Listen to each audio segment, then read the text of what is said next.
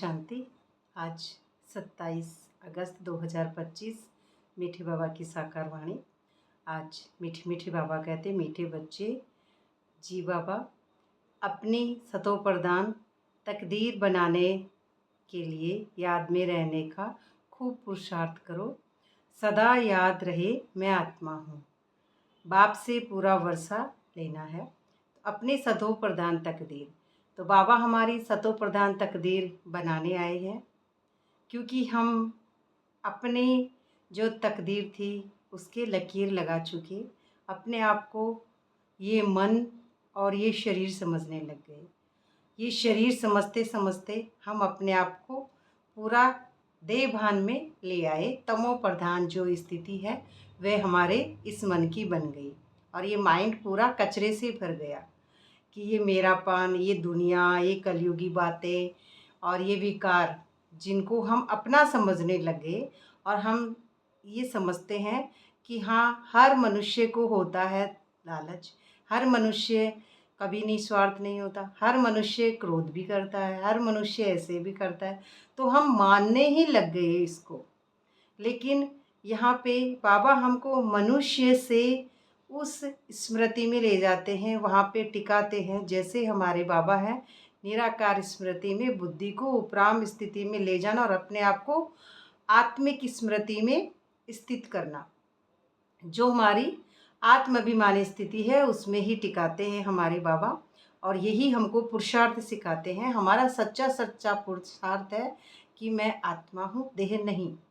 तो इसमें पूरी ही कर्मेंद्रियाँ हमारी कंट्रोल होंगी, तभी हमारी नई इंद्री है, और नई इंद्री में ही हमारा जो चक्रव्यूह है इस हद की दुनिया का, वो एक शून्य में जाना, माना बिंदु में जाकर टिकना, अपने आप को, अपना अस्तित्व को ख़त्म करना, देह और देह की दुनिया के इस अस्तित्व को, इस झूठे झगड़े को, मायावी ये बातों को और मायावी इस शरीर को, इससे नष्टो मोहा होना, यही हमारा सच्चा सच्चा पुरुषार्थ है। और तकदीर भी यहीं पे खुलती है। तो सदा याद रहे मैं आत्मा हूँ। बाप से पूरा वर्षा लेना है। वर्षा पहले ज्ञान का लेना है और ज्ञान उसके बाद में ही हमारा योग।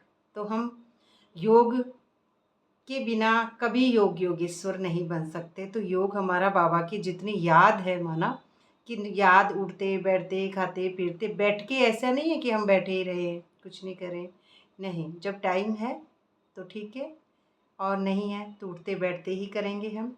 और फिर बाद के अंदर जब आपकी कर्मेंद्रिया कंट्रोल हो जाएगी, पूरे उपराम स्थिति में, साइलेंस में, जब आपकी आत्मा लौट जाएगी, मन बुद्धि संस्कार आपके मर्ज हो जाएंगे, उसके बाद में आपको जो बैठने की ज़रूरत बोलते हैं वह नहीं रहती है। उसके अंदर परमानेंट ही आपका जो योगेश्वरी जीवन है वो एक शुरू हो जाता है और उसी में आपकी जीवन मुक्ति होती है। प्रश्न है आज का, बच्चों को याद का चार्ट रखना मुश्किल क्यों लगता है? क्यों? क्योंकि हम अपने आप को समझ लेते हैं, तो ये चार्ट और ये मुश्किल शब्द वो जब ही होता है। उत्तर है क्योंकि कई बच्चे याद को यथार्थ समझते ही नहीं हैं। वो बच्चे समझते ही नहीं कि याद है क्या। वो समझते हैं बैठे रहो, मेडिटेशन करो और बैठे बैठे अपने आप को आत्मा समझो। लेकिन ठीक है, बैठे बैठे आत्मा समझ रहे हैं, बुद्धि वहाँ नहीं जा रही है जहाँ हम लेके जाना चाह रहे हैं। अगर बुद्धि सतो प्रधान स्थिति में एक बार लौट जाएगी उस स्थिति में, तो वो वापस कभी नीचे आ ही नहीं सकती है। पर हम चाहे 12 घंटे बैठ के याद करें, चाहे 24 घंटे करें, लेकिन हमारी याद पूरा बैठने की इतनी नहीं है। हमारी याद अमृत वेला में जब हम बाबा को याद करते हैं शुरू शुरू में, तो हमको बैठना चाहिए, अच्छी बात है। बाद में भी टाइम मिले तो अच्छी बात है। और फिर उठते बैठते हमेशा याद रहेगा, सुबह से लेकर रात से लेकर फिर वापस सुबह तक, जब भी तो हमारा अमृत वेला, हमेशा अमृत रस टपकने वाला वेला संगम है हमारा। तो बैठते हैं याद में और बुद्धि बार भटकती है, और याद में बैठेंगे तो बुद्धि बार भटकेगी, माना इस मायावी दुनिया में या फिर हद की दुनिया में बुद्धि बाहर जाएगी। शांत नहीं होती, शांत नहीं हो सकती, क्योंकि हद में ही सोचेंगे ये पुरुषार्थ कर लूँ, अब ये काम करती हूँ, अब वो करना है, और या फिर बाबा से बात करते समय शिकायतें, या फिर ऐसे कहेंगे बाबा मैंने तो कुछ नहीं किया, उसका ऐसा, या किसी दूर का करना अपने आप को है शांत। और बीच बीच में संकल्प दूसरे ड्रामानुसार ही आ रहे हैं, क्योंकि तकदीर में जिसके जो है वो अपने आप ही मिलता है। जैसे बाबा की याद में बैठेंगे तो ये पराये संकल्प जो भी है सारे देह और देह की दुनिया की मायावी संकल्प है, शांत नहीं होते। वह फिर वायुमंडल को खराब करते हैं, और जो ऐसे होते हैं वो वायुमंडल को खराब करते हैं। ऐसे संकल्प जो देह और देह की दुनिया में हम दूसरों को दोषी समझते हैं, लेकिन हकीकत में हमारे खुद के ही सतो प्रधान संकल्प नहीं होते हैं। तो हमारी ये जो आँखें हैं पुरानी पतित, ये दो आँखें हैं, ये दो आँखें सबसे पहले यही समझती है ज्ञान में कि अगला दोषी है, मैं नहीं। लेकिन अब ये दो आँखें मेरी थोड़ी है, ये अगले को देखने के लिए ही है। लेकिन इसके अंदर हमारी जो तीसरी आँख है वो मैं हूँ, वो मैं आत्मा हूँ। तो वो तो हमको खोलनी पड़ेगी ना, तभी तो हम समझेंगे कि मैं कौन हूँ। मैं आत्मा हूँ, और यहाँ पे मुझे ही अपने आप को देखना है, किसी और को नहीं। अब मैं सोल हूँ तो अगले को सोल देखना है। और अगर जो रोल में होते हैं ना, पक्का पक्का 100% रोल को ही देखते हैं। इसीलिए हमको सिर्फ ये ज्ञान है जो अपने आप को ही देखने का है।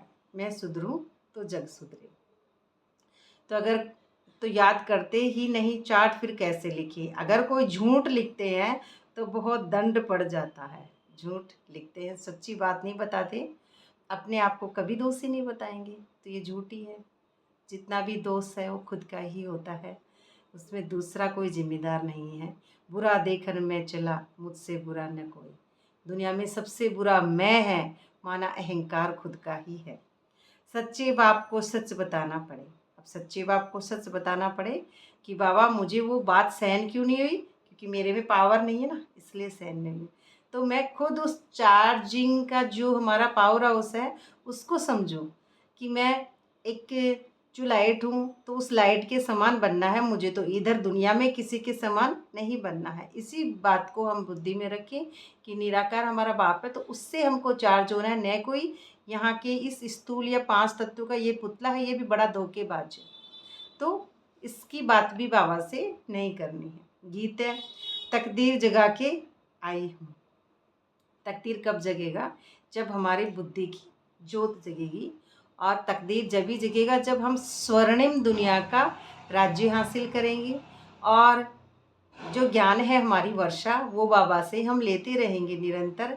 तभी हमारे तकदीर के दरवाजे खुलेंगे, और दरवाजे खुलना ही स्वर्ग में हमारी एंट्री है। और इसी में हमारी जो सतयुगी बादशाही है वही है। अच्छा, धारणा के लिए मुख्य सार में पहले पॉइंट, श्रीमत पर चलकर सारे विश्व को स्वर्ग बनाने की सेवा करनी है। पहले खुद को श्रीमत पे चलना, माना अपने आप को आत्मा समझते समझते बना ही लेना, समझना नहीं, बन ही जाना। तो ड्रामा में नोंद है जो होगा। तो बहुतों को आप समान बनाना है ना, बनाना, पहले खुद को बनना, फिर आप समान बनाना। बहुतों को पहले खुद बनेंगे तभी दूसरे अपने आप ड्रामानुसार आप समान बनते जाएंगे। आसुरी मत से अपनी संभाल करनी है। आसुरी जो पुराने हमारे मन बुद्धि संस्कार हैं वो पुराने हैं, उनसे हमारा कोई नाता नहीं है। मन बुद्धि संस्कार और उसके बाद में पूरा संसार, विश्व जीत जब हम बन जाएंगे तो अपनी टोटल कर्मेंद्रिय जीतेंगे। तो हम आसुरी मतों से अपनी संभाल करनी है, तो कर पाएंगे उस समय हम।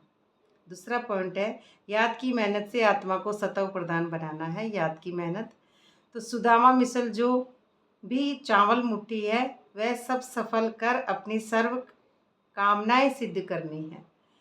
तो जो मुट्ठी है चावल की, सुदामा मिसल चावल मुट्ठी सफल करनी है। तो मम्मा ने तो धन भी नहीं दिया था, मम्मा के पास तो स्थूल धन ही नहीं था। मम्मा के पास एक कॉन्फिडेंस जो था वो एक हाईएस्ट जो लेवल की, जो मम्मा की योग की जो स्थिति थी कि मम्मा अपने कर्मेंद्रियों को स्थित करके इस विश्व की महारानी बनी।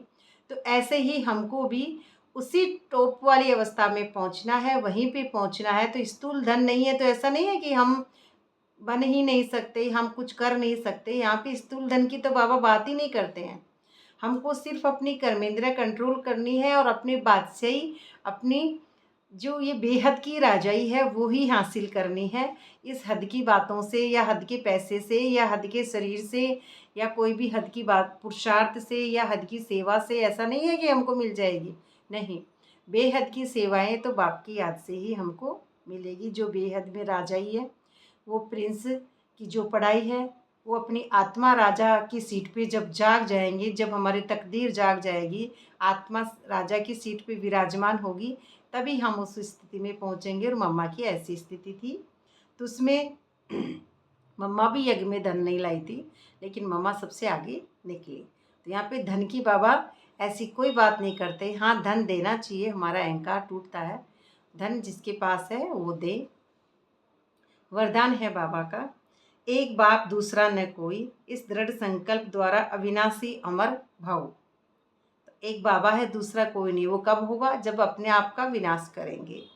तो जो बच्चे ये दृढ़ संकल्प करते हैं कि एक बाप दूसरा न कोई, उनकी स्थिति स्वतः और सहज एक रस हो जाती है। फिर वो एक रस होते हैं, क्योंकि उनके पास कुछ बचा ही नहीं है अब रहने के लिए। वो एक रस हो जाते हैं, मिक्स होना बाबा के और अपने आप में वो एक ही चीज़ बचती है कि बाबा, बस एक रस हो जाती। इसी दृढ़ संकल्प से सर्व संबंधों की अविनाशी तार जुड़ जाती है। इससे परमानेंट तार जुड़ता रहता है और लाइट हमेशा बरकरार रहती है बुद्धि के अंदर। कभी लट्टू उसका बंद नहीं होता।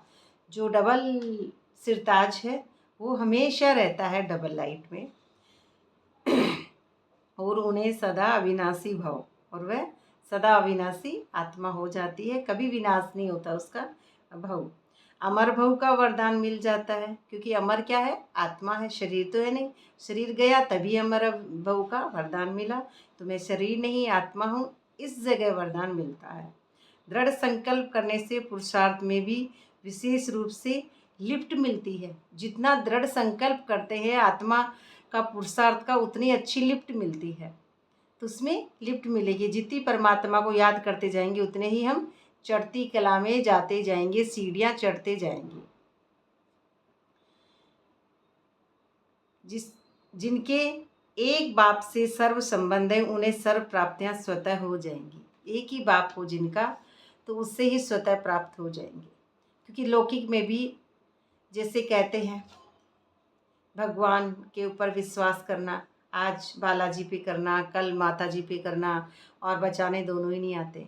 ऐसे ही हम भी निराकार परमात्मा पे, एक बाप पे विश्वास करेंगे। या ये इंद्रियां हैं, ये भी मेरी नहीं है। वो दुनिया के वो जो भी व्यक्ति हैं, कोई भी सहारा नहीं है इस दुनिया में। लेकिन हम मनुष्य मन के बस, अभी तक मनुष्य दूसरे मनुष्य को सहारा समझता है, लेकिन हकीकत में हमारा सहारा यहाँ पे कोई नहीं है। हमको बाद में ये सब मिले हैं। सबसे पहले हमारी पहचान होती है इस दुनिया में अपनी माँ से, फिर धीरे धीरे बढ़ते जाते हैं। ऐसे ही अब बाप को पहचानेंगे तो धीरे धीरे घटते जाएंगे, घटते जाएंगे, घटते जाएंगे। तो फिर मैं भी घट जाऊंगा, मेरा अहंकार भी घटेगा, तो फिर मैं वही एक ही रह जाऊंगा। अब एक रहना माना अपने आप को भी, मैं था ही नहीं पहले, तो अभी भी मैं हूँ नहीं।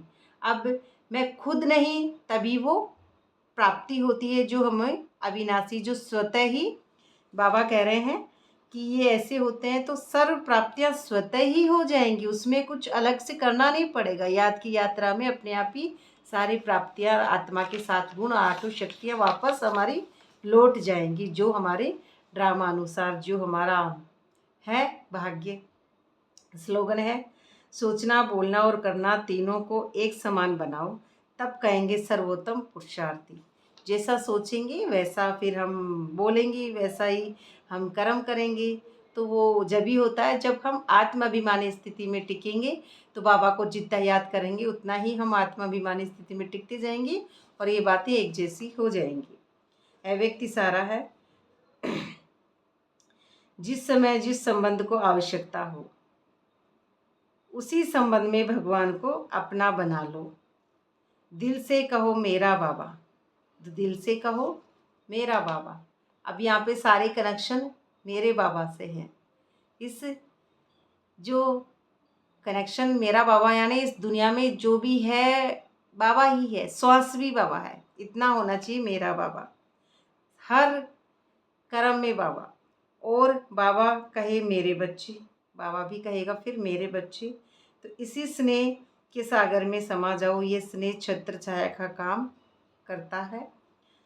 इसके अंदर माया आ नहीं सकती है, क्योंकि छत्र छाया जब तक हमारे पास है, जैसे छाता लगाते हैं तो हमारा सर भीगता नहीं है, हमारे पास बारिश नहीं आती है। ऐसे ही छत्र छाया परमात्मा की है, तो वो तो ओरा मंडल पूरा ही पावरफुल हो गया, तो बाहरी माया नहीं आ सकती है।